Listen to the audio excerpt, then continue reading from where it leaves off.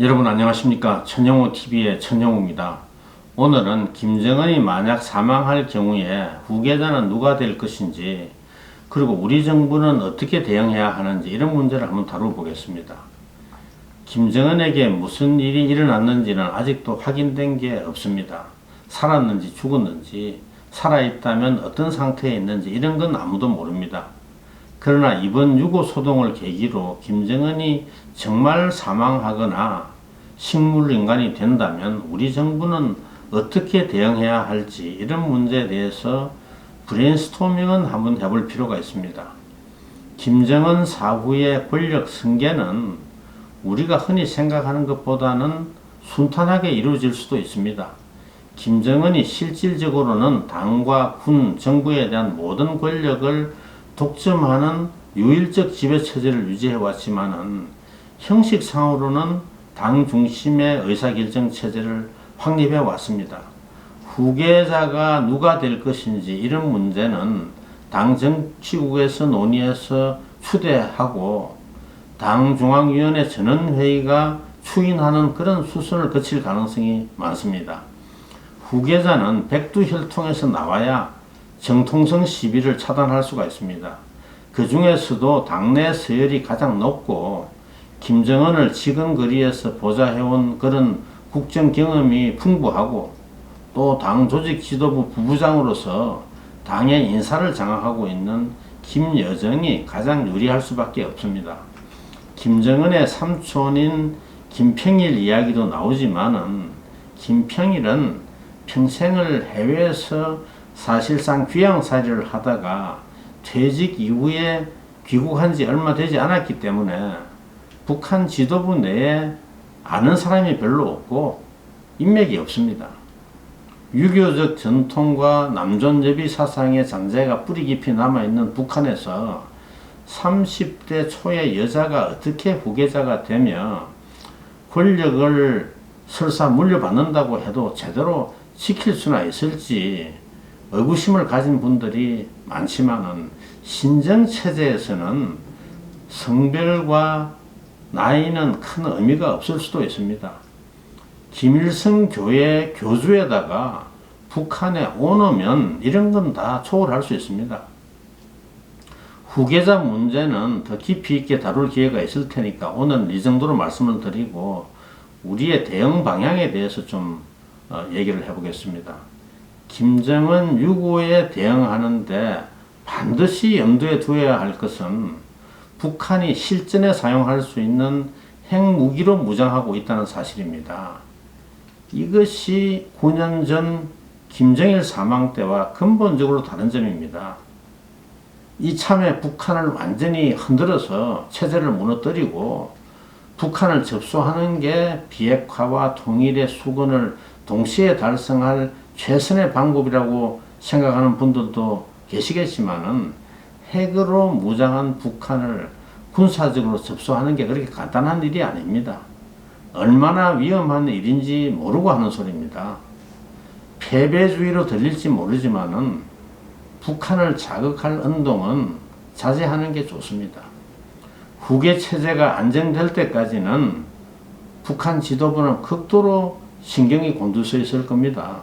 북한 내부의 혼란을 틈타서 한국이나 미국이 핵미사일을 제거하거나 북한을 접수하기 위해서 군사행동으로 나오지 않을까 노심초사하고 있을 겁니다. 한미 양국이 아무리 그럴 일이 없다고 다짐을 해도 의심을 버리지 못할 거고, 또 북한 지도부의 심리 상태로는 대낮에도 귀신이 보일 수가 있습니다.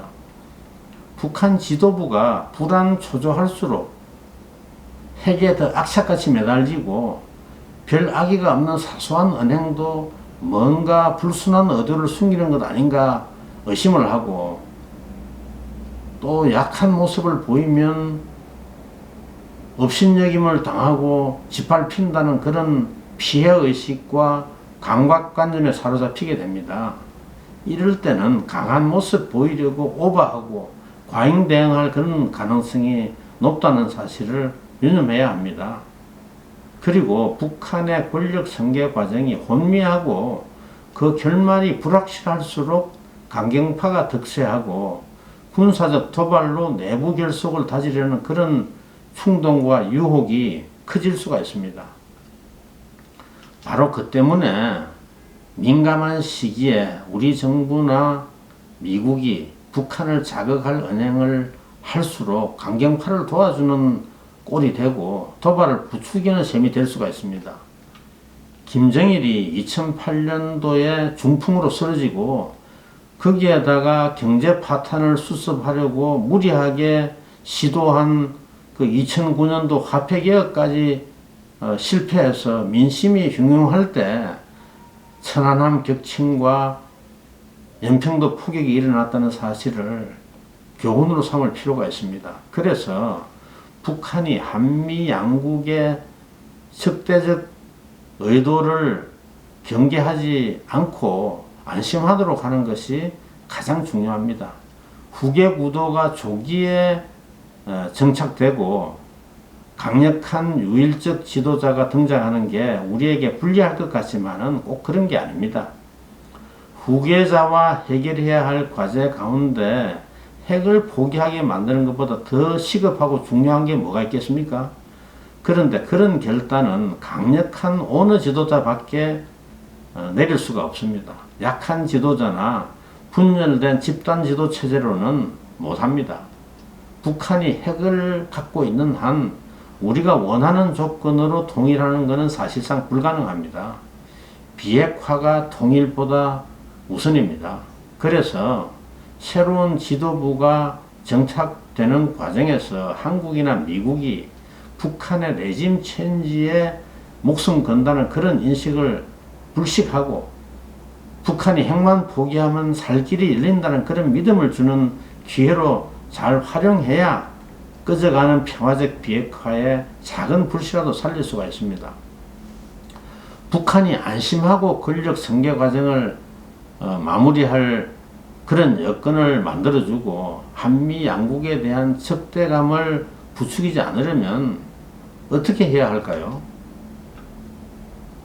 먼저 애도 기간이 끝날 때까지 군사훈련을 전면 중단한다는 선언을 하고 그 기간에 군의 경계태세도 낮추고 장병들 휴가도 대거 보낼 필요가 있습니다.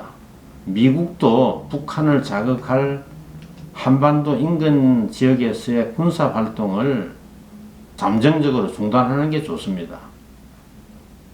한미 양국의 대북 메시지 관리도 잘 조율해서 가급적 후계 구도가 조속히 안정되기 바란다는 그런 덕담을 하고 감정을 상할 운동은 자제하는 게 좋습니다. 인도적 지원도 검토할 필요가 있습니다. 북한이 가장 어려울 때 손을 내미는 그런 모습을 보이는 게 심리적으로 북한을 안심시키는 데 도움이 됩니다.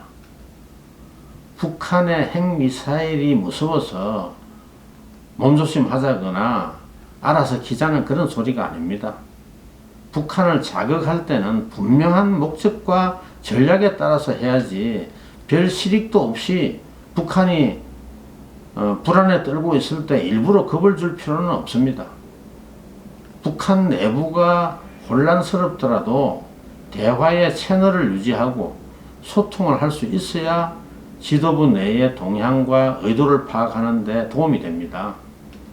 북한 핵을 물리적으로 제거할 옵션을 포기하자는 그런 소리가 아닙니다. 모든 옵션을 열어놓고 만반의 준비를 갖춰 나가야 됩니다. 그렇지만은 군사적 옵션은 북한의 새로운 지도부가 어떤 생각을 가지고 있는지 확인해 본 다음에 평화적 방법으로는 도저히 안 되겠다는 최종적 결론이 나올 때 최후의 수단으로만 검토해야 됩니다.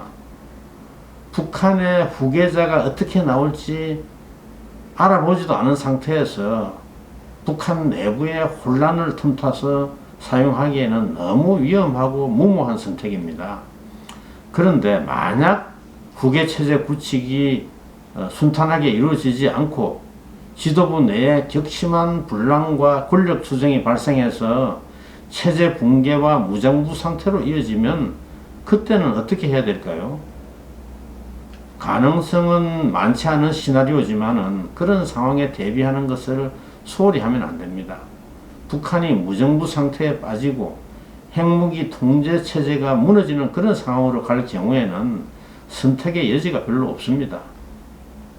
핵미사일을 최단 시일 내에 전광석화처럼 제거하는 게 최우선 과제고, 우리가 원하고 말고와 관계없이 북한 안정화를 위한 군사적 개입을 피할 수 없는 그런 상황으로 몰릴 수가 있습니다.